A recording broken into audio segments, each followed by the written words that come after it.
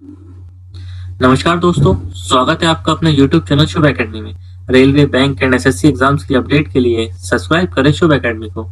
दोस्तों, आज हम आपके लिए लाए हैं आरआरबी एनटीपीसी जीएस क्वेश्चंस की सीरीज में 30 दिसंबर को सेकंड शिफ्ट में पूछे गए जीएस के क्वेश्चंस। तो चलिए करते हैं इस वीडियो को शुरू। जैसा कि आप देख पा रहे हैं, क्वेश्चन नंबर फर्स्ट है, व्हेन वाज द स्वच्छ भारत मिशन लॉन्च्ड?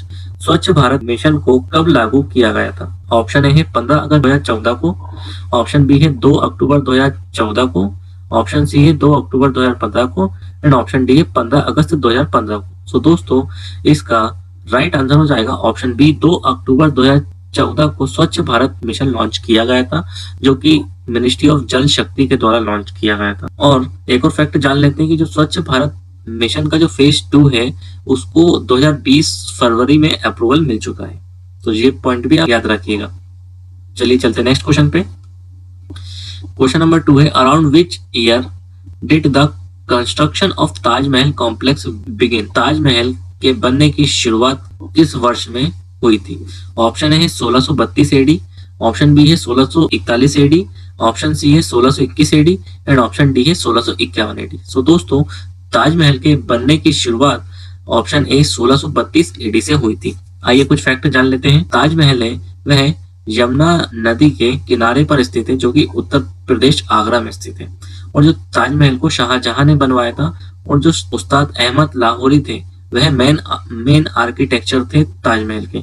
और जो ताजमहल का कंस्ट्रक्शन जो कंप्लीट हुआ था, वह 1653 में कंप्लीट हुआ था। तो मीन्स लगभग ताजमहल को बनने में 21 साल लग गए थे। तो आप ऐसे याद रख सकते हैं कि ताजमहल को बनने में 21 साल लग गए थे और ताजमहल का जो कंस्ट्रक्शन है वह जो कंप्लीट हुआ था वह 1653 में हुआ था। तो उसके 21 साल पहले ताजमहल का कंस्ट्रक्शन स्टार्ट हुआ था। चलिए चलते हैं नेक्स्ट क्वेश्चन पे। क्वेश्चन नंबर 3 है, which is India's newest nuclear power plant? निम्नलिखित में से कौन सा भारत का नवीनतम न्यूक्लियर पावर प्लांट है? ऑप्शन है कालपक्कम, ऑप्शन बी है काइगा, ऑप्शन सी है तारापुर एंड ऑप्शन डी है कुदनकुलम। ऑप्शन डी है कुदनकुलम।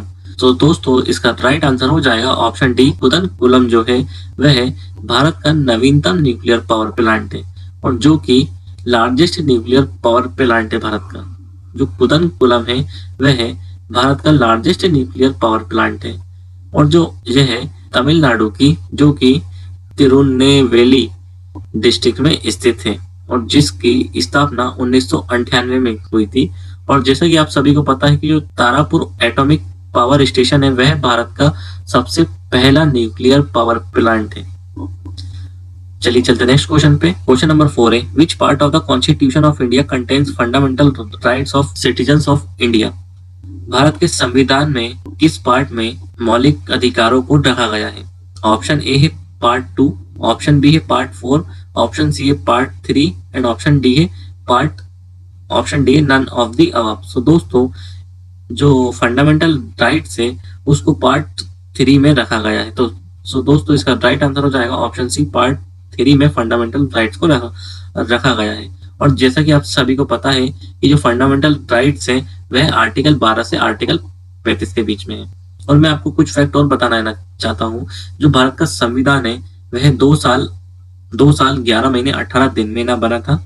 और जो पार्ट 1 है भारत के संविधान का, उसमें the union and it's territory है एंड जो पार्ट 2 है उसमें सिटीजनशिप है एंड जो पार्ट 3 है उसमें फंडामेंटल राइट्स है एंड जो भारत का संविधान है उसका जो पार्ट 4 है उसमें डीपीएसपी है एंड जो भारत के संविधान का पार्ट 5 है उसमें फंडामेंटल ड्यूटीज है। तो ऐसे करके आपको ना सारे पार्ट्स याद होना है ना चाहिए।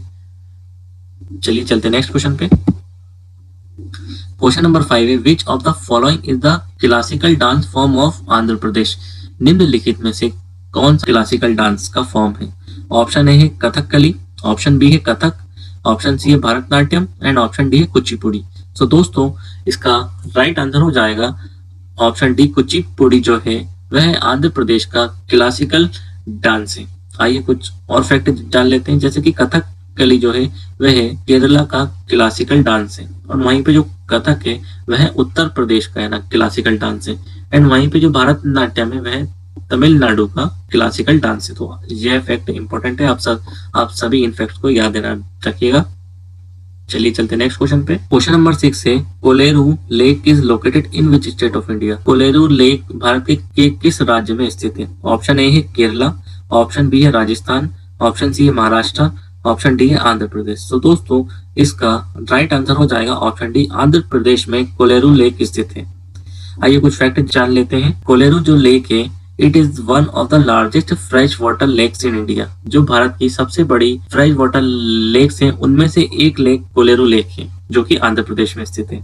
और यह लेक आंध्र प्रदेश की 2 डिस्ट्रिक्ट्स में फैला हुआ है, Krishna and west Godavari. And जो चिल्का लेक है वह लार्जेस्ट ब्रैकिश वाटर लेक है। एंड जो व्यूलर लेक है वह लार्जेस्ट फ्रेश वाटर लेक है भारत में स्थित। चलिए चलते नेक्स्ट क्वेश्चन पे। क्वेश्चन नंबर 7 है which year was the Beti Bachao Beti Padhao योजना वॉज लॉन्च। बेटी बचाओ बेटी पढ़ाओ योजना कब शुरू की गई थी? ऑप्शन ए है 2017, ऑप्शन बी है 2016, ऑप्शन सी है 2015 एंड ऑप्शन डी है 2014। सो दोस्तों बेटी बचाओ बेटी पढ़ाओ जो योजना है वह 2015 में लॉन्च की गई थी। और यह योजना नेशनल गर्ल चाइल्ड डे के दिन लॉन्च की गई थी।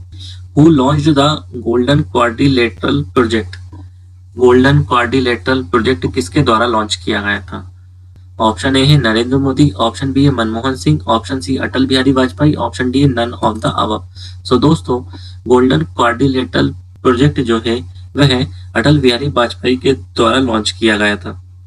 और जो गोल्डन क्वाड्रिलेटरल प्रोजेक्ट है वह 5846 किलोमीटर लंबा एक हाईवे है जो कि एक क्वाड्रिलेटरल के रूप में है, जो कि मुंबई, कोलकाता, चेन्नई एंड दिल्ली जैसी मेगा सिटीज को कनेक्ट करेगा, जिसका उद्घाटन अटल बिहारी वाजपेयी के द्वारा 1998 में किया गया था।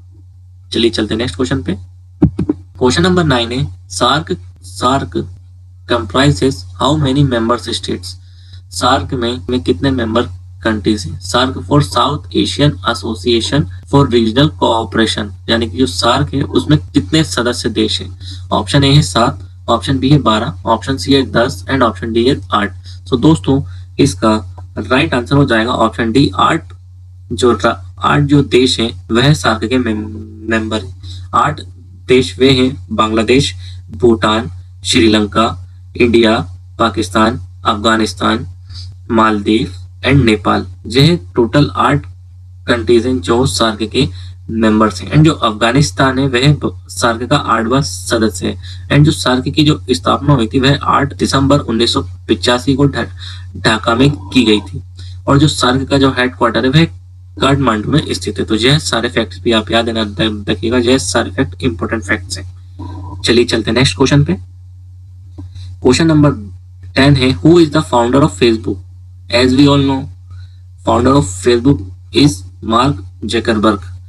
एंड फेसबुक की जो स्थापना है वह 2004 में मार्क जकरबर्ग के द्वारा की गई थी। सो दोस्तों इसका राइट आंसर हो जाएगा ऑप्शन सी मार्क जकरबर्ग। चलिए चलते नेक्स्ट क्वेश्चन पे।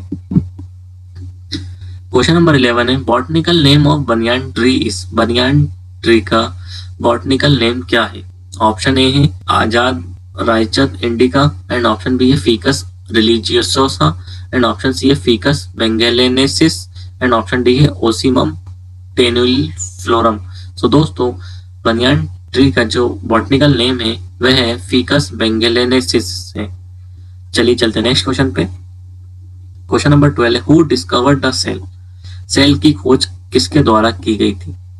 तो ऑप्शन ए है थियोडर सेजवान, ऑप्शन बी है मैथियस शेल्डेन, ऑप्शन सी है Robert Hooke and option D none of the above. So दोस्तों सेल की जो खोज है सबसे पहले रॉबर्ट हुक के द्वारा की गई थी, वो भी नॉन लिविंग थिंग में रॉबर्ट हुक के द्वारा सेल की खोज की गई थी। और वह जो नॉन लिविंग बॉटल के ऊपर जो कॉर्क आता है जो लकड़ी का होता है उसमें रॉबर्ट हुक ने सेल की खोज की थी। तो यह पॉइंट आप याद रखिएगा, ये पॉइंट मोस्ट इंपोर्टेंट है कि रॉबर्ट हुक ने सेल की खोज किस एलिमेंट में या किस चीज में की थी। तो वह उन्होंने लकड़ी के कॉर्क के अंदर सेल की खोज की थी जो कि नॉन लिविंग था। और अगर क्वेश्चन पूछा जाए कि फर्स्ट लिविंग सेल फर्स्ट पहला जीवित सेल की खोज किसके द्वारा की गई थी? तो वह ल्यूवेनहॉक के द्वारा की गई थी। और अगर नॉन लिविंग पूछा जाए तो रॉबर्ट हुक ने ना खोज की थी। तो यह दोनों फैक्ट आप याद रखिएगा, इसी प्रकार के क्वेश्चंस में एग्जामिनर आपको उलझाता है। चलिए चलते हैं नेक्स्ट क्वेश्चन पे। क्वेश्चन नंबर 13 है, इन 1931 who president of Indian national Congress? 1931 में आईएनसी का अध्यक्ष कौन थे? ऑप्शन ए है नेली सेनगुप्ता, ऑप्शन बी है सुभाष चंद्र बोस, ऑप्शन सी है doctor Rajendra Prasad, option D है वल्लभ भाई पटेल। सो दोस्तों 1931 का जो कांग्रेस का अधिवेशन था उसमें कांग्रेस के अध्यक्ष सरदार वल्लभ भाई पटेल थे। सो दोस्तों इसका राइट आंसर हो जाएगा ऑप्शन डी, सरदार वल्लभ भाई पटेल। आइए कुछ फैक्ट और जान लेते हैं। जो नेली सेन गुप्ता थे वह आईएनसी के 1933 के अधिवेशन के अध्यक्ष थे। और वहीं पर डॉक्टर राजेंद्र प्रसाद आईएनसी के 3 बार अध्यक्ष बने, 1934 में, 1935 में, 1939 में। एंड वहीं पे सुभाष चंद्र बोस आईएनसी के जो अध्यक्ष हैं वह 1938 और 1939 में अध्यक्ष बने थे। चलिए चलते हैं नेक्स्ट क्वेश्चन पे। क्वेश्चन नंबर 14 है, where are the summer Olympic games going to be held in 2021? 2021 में समर ओलंपिक गेम्स कहां पर आयोजित किए जाएंगे? ऑप्शन ए है प्योंगचैंग, ऑप्शन बी है टोक्यो, ऑप्शन सी है पेरिस एंड ऑप्शन डी है बीजिंग। सो दोस्तों इसका राइट आंसर हो जाएगा ऑप्शन बी, टोक्यो में 2021 के समर ओलंपिक गेम्स को आयोजित किया जाएगा। चलिए चलते नेक्स्ट क्वेश्चन पे। क्वेश्चन नंबर 15 है, who devised the policy of doctrine of lapse? Doctrine of lapse की पॉलिसी किसके द्वारा जारी की गई थी? ऑप्शन ए है डलहौजी, ऑप्शन बी है डायर, ऑप्शन सी है हेस्टिंग एंड ऑप्शन डी है क्लाइव। सो दोस्तों इसका राइट आंसर हो जाएगा ऑप्शन ए, डलहौजी के द्वारा डॉक्ट्रिन ऑफ लैब्स की पॉलिसी जारी की गई थी। एंड जो डलहौजी था वह गवर्नर जनरल ऑफ इंडिया था 1948 से। जो डलहौजी था वह गवर्नर जनरल ऑफ इंडिया था 1848 से 1856 के बीच में। एंड ये डलहौजी के द्वारा titles and pensions and widow remarriage act 1856 को एबॉलिश करवाया गया था। एंड डलहौजी के कार्यकाल में ही फर्स्ट रेलवे लाइन 1853 को बिछाई गई थी। एंड डलहौजी ने ही पीडब्ल्यूडी पब्लिक वर्क्स डिपार्टमेंट की स्थापना भारत में सबसे पहले की थी। तो आई होप आपको ये सारे फैक्ट अच्छे लगे हों। और यह फैक्ट अच्छे लगने की बात नहीं, यह फैक्ट इंपॉर्टेंट है, एग्जाम्स में डायरेक्ट इन फैक्ट से क्वेश्चन पूछा जाता है। चलिए चलते नेक्स्ट क्वेश्चन पे। क्वेश्चन नंबर 16 है, what is the SI unit of force? Force की एसआई यूनिट क्या होती है? ऑप्शन ए है जूल, ऑप्शन बी है पास्कल, ऑप्शन सी है न्यूटन एंड ऑप्शन डी है डाइन। सो दोस्तों जो फोर्स की जो एसआई यूनिट होती है वह न्यूटन होती है। एंड वहीं पे जो फोर्स की जो सीजीएस यूनिट होती है वह डाइन होती है। और जैसा कि आप देख पा रहे हैं कि ऑप्शन ए जो जूल है वह वर्क की एनर्जी की यूनिट है, वह वो भी एसआई यूनिट। और वहीं पे जो पास्कल है वह है प्रेशर की यूनिट है। पास्कल जो है वह प्रेशर की यूनिट है। आई होप आपको ये सारे फैक्ट है ना अच्छे लगे होंगे। चलिए चलते नेक्स्ट क्वेश्चन पे। क्वेश्चन नंबर 17 है, in computer field OLE is abbreviation of? Option A है object linking extension, option B है object linking and enabling, option C है object location enabling and option D objection linking and embedding. तो दोस्तों OLE का जो full form है वह है ऑब्जेक्ट लिंकिंग एंड एम्बेडिंग है। एंड जो OLE है वह माइक्रोसॉफ्ट की एक ऐसी टेक्नोलॉजी है जो कि आपके डिफरेंट फॉर्मेट्स के जो डेटाज होते हैं, जो डिफरेंट सोर्सेज से जनरेट होते हैं, उनकी इजीली शेयरिंग की जा सकती है इस टेक्नोलॉजी के माध्यम से। तो OLE टेक्नोलॉजी यह टेक्नोलॉजी है, तो आप यह भी ध्यान रखिएगा।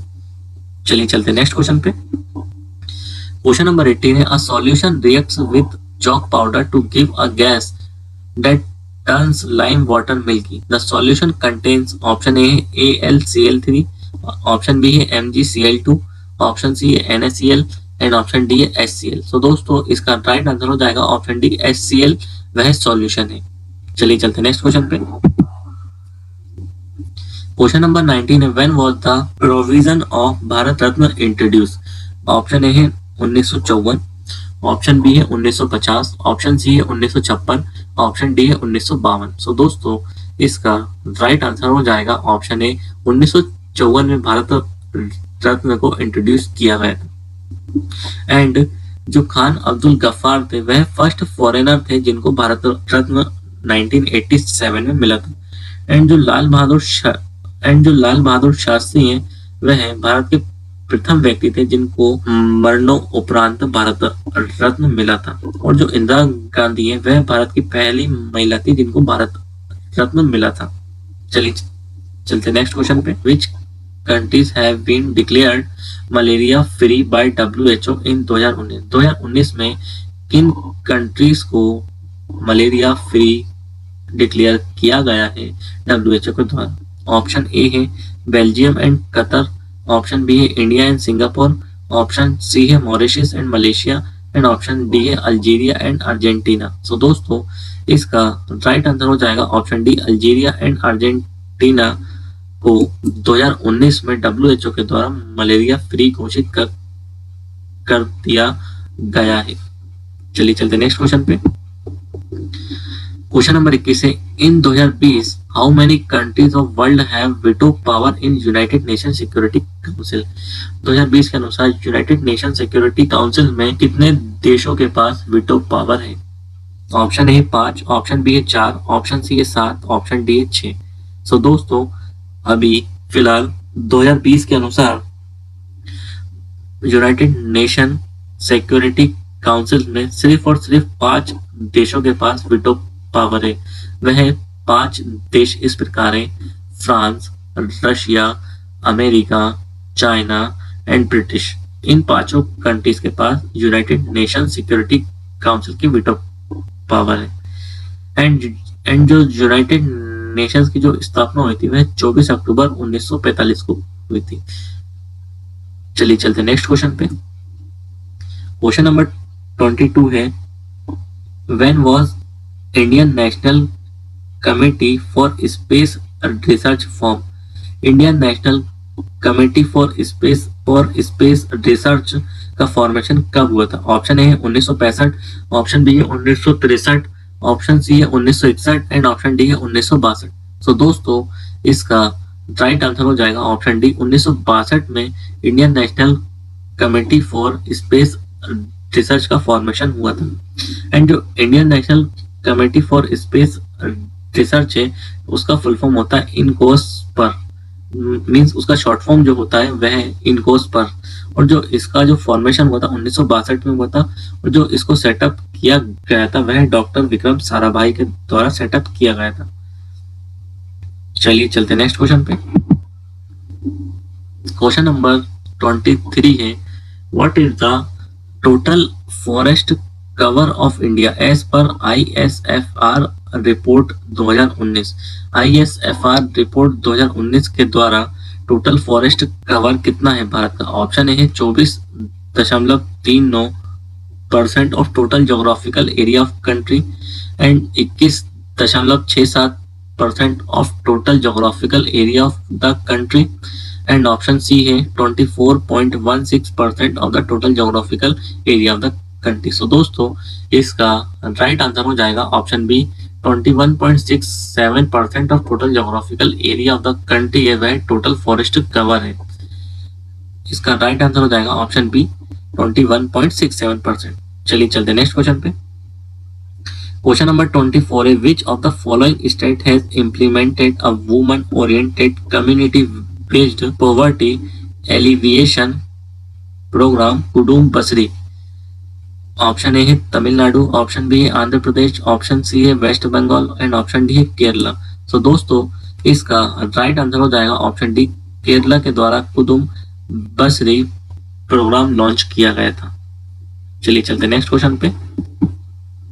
बाइंग और selling goods electronically is known as multimedia, option B है ई कॉमर्स, ऑप्शन सी है फाइनेंस एंड ऑप्शन डी है मनी कंट्रोल। सो दोस्तों इसका राइट आंसर हो जाएगा ई कॉमर्स कहा जाता है। जब भी आप किसी इलेक्ट्रॉनिक आइटम को ऑनलाइन बेचते या खरीदते हो उसको ई कॉमर्स के नाम से जाना जाता है, जैसे कि अमेजोन हो गया, फ्लिपकार्ट हो गया, जियो मार्ट हो गया, all of this things R e commerce companies. चलिए चलते नेक्स्ट क्वेश्चन पे। क्वेश्चन नंबर 26 है service sector is a part of dash of an economy. Option A है सेकेंडरी सेक्टर, ऑप्शन बी है टर्शरी सेक्टर, ऑप्शन सी है public sector and option D है primary sector. तो service sector को भारत की economy में किस सेक्टर के अंदर रखा जाता है? तो दोस्तों इसका राइट आंसर हो जाएगा ऑप्शन बी, टर्शरी सेक्टर के अंदर सर्विस सेक्टर्स को रखा गया है। जैसा कि आप सभी को पता होगा कि जो प्राइमरी सेक्टर है उसके अंदर जो आता है एग्रीकल्चर, फॉरेस्ट्री एंड फिशिंग आती है, एंड जो सेकेंडरी सेक्टर है जिसके अंदर mining, manufacturing, electricity, gas and water supply आता है, तो वह सेकेंडरी सेक्टर्स होते हैं। एंड जो टर्शरी सेक्टर्स होते हैं जिनको सर्विस सेक्टर भी कहा जाता है, जिसमें business, transport, tele communication, banking, real estate, community, इन सबको रखा गया है।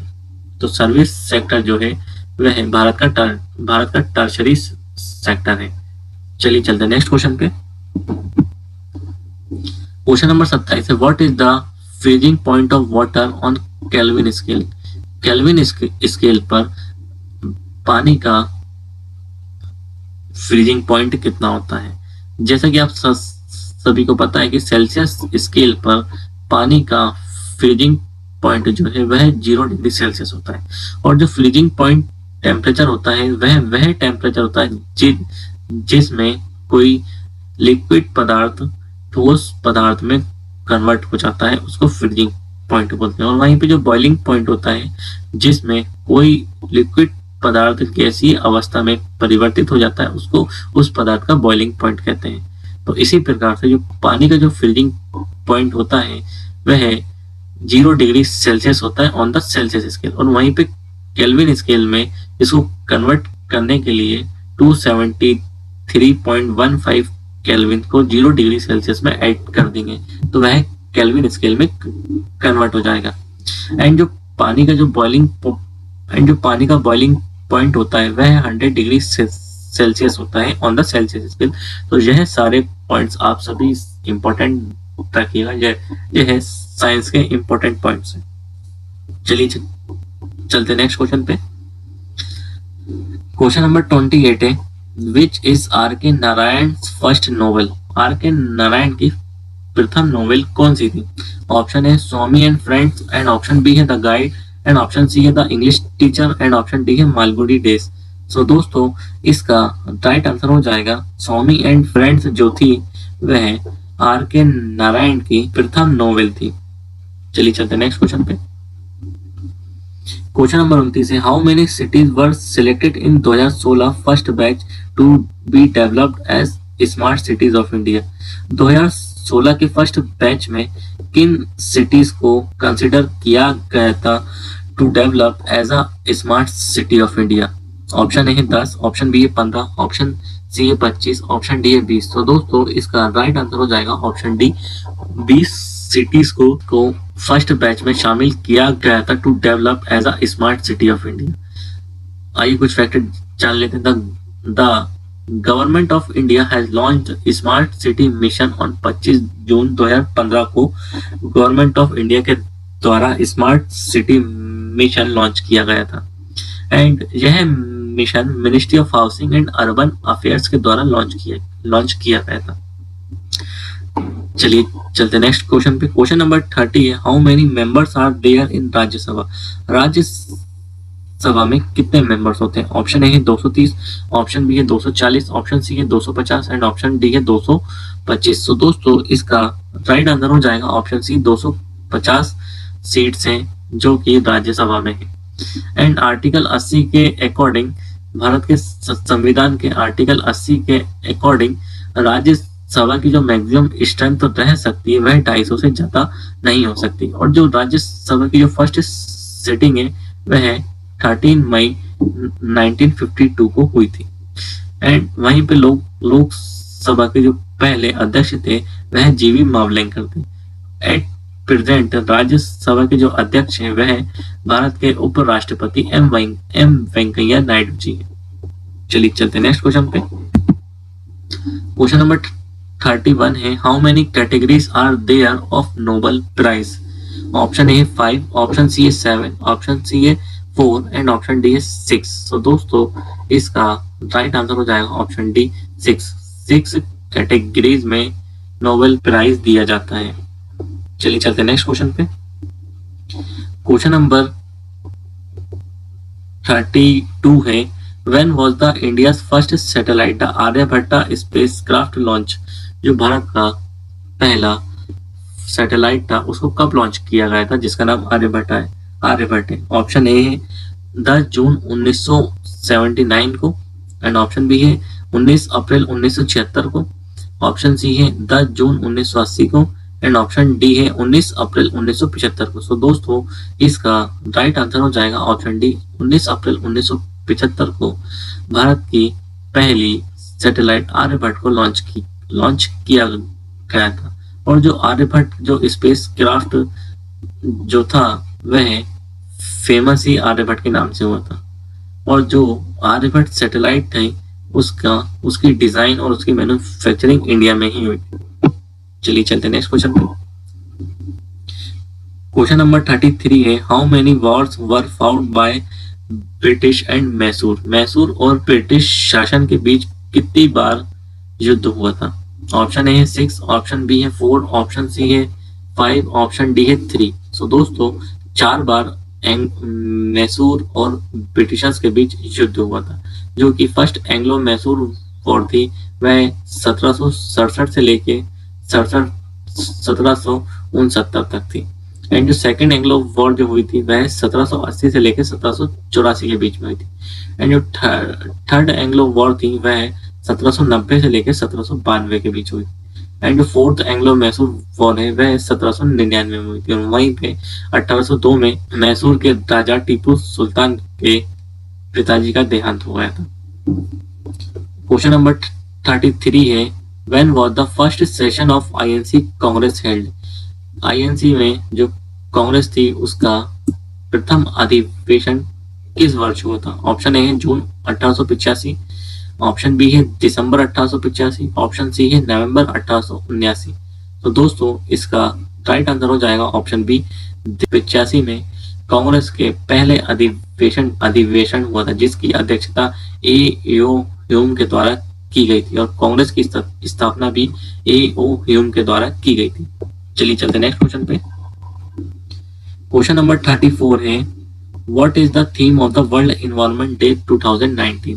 2019 की वर्ल्ड एनवायरनमेंट डे की थीम क्या थी? तो दोस्तों option A deforestation, option B है वाटर पॉल्यूशन, ऑप्शन सी है सॉइल पॉल्यूशन, ऑप्शन डी है एयर पॉल्यूशन। सो दोस्तों इसका राइट आंसर हो जाएगा ऑप्शन डी, जो वर्ल्ड एनवायरनमेंट प्रोग्राम की 2019 की जो थीम थी वह है एयर पॉल्यूशन थी। एंड जो वर्ल्ड एनवायरनमेंट डे है वह प्रत्येक वर्ष 5 जून को सेलिब्रेट किया जाता है वर्ल्ड एनवायरनमेंट प्रोग्राम के द्वारा। चलिए चलते नेक्स्ट क्वेश्चन पे। Who was one of the को फाउंडर ऑफ गदर पार्टी? निम्नलिखित में से कौन से एक व्यक्ति गदर पार्टी के संस्थापक सदस्य हैं? ऑप्शन ए है लाला लाजपत राय, ऑप्शन बी है गोपाल कृष्ण गोखले, ऑप्शन सी है हरदयाल एंड ऑप्शन डी है दादा भाई नौरोजी। सो दोस्तों इसका राइट आंसर हो जाएगा हरदयाल जी थे, जो कि गदर पार्टी के को फाउंडर मेंबर थे। चलिए चलते नेक्स्ट क्वेश्चन पे। क्वेश्चन नंबर 36 पूछा गया है कि मीथेन का सिंबल क्या होता है? ऑप्शन ए CH3, ऑप्शन बी है CH1, ऑप्शन सी है CH4 and option D none of the above. So दोस्तों इसका राइट आंसर हो जाएगा ऑप्शन सी, जो मीथेन का जो सिंबल होता है वह CH4 होता है। चलिए चलते नेक्स्ट क्वेश्चन पे। When was the dowry prohibition act commence? कब डाउरी प्रतिबंध एक्ट लाया गया था? ऑप्शन ए है 1960, ऑप्शन बी है 1965 एंड ऑप्शन सी है 1961 एंड ऑप्शन डी है none of the above. So दोस्तों इसका राइट आंसर हो जाएगा ऑप्शन सी, 1961 को डाउरी प्रोहिबिशन एक्ट लाया गया। चलिए चलते नेक्स्ट क्वेश्चन पे। क्वेश्चन नंबर 38 है, which is the highest literate state of India as per census 2011? Census 2011 के अनुसार, जनगणना 2011 के अनुसार हाईएस्ट लिटरेट स्टेट कौन सी थी? अधिकतम साक्षरता वाला राज्य कौन सा था? Option A Kerala, option B है मिजोरम, ऑप्शन सी है लक्षद्वीप एंड ऑप्शन डी है गोवा। सो दोस्तों इसका राइट आंसर हो जाएगा ऑप्शन ए केरला जो है वह है 2011 की जनसंख्या के अनुसार हाईएस्ट लिटरेट स्टेट थी, और वहां पे जो लिटरेसी रेट था 2011 की जनसंख्या के अनुसार वह 94% था। और वहीं पे केरला, लक्षद्वीप, मिजोरम, गोवा एंड त्रिपुरा वह भारत की टॉप 5 लिटरेट स्टेट्स हैं 2011 की जनगणना के अनुसार। दोस्तों अगर आपको हमारी वीडियो अच्छी लगी तो वीडियो को लाइक करें एंड ज्यादा से ज्यादा है ना शेयर करें, एंड अभी तक आपने हमारे चैनल को सब्सक्राइब नहीं किया है तो हमारे चैनल को सब्सक्राइब कर लीजिए। मिलते हैं नेक्स्ट वीडियो में। Thank you so much.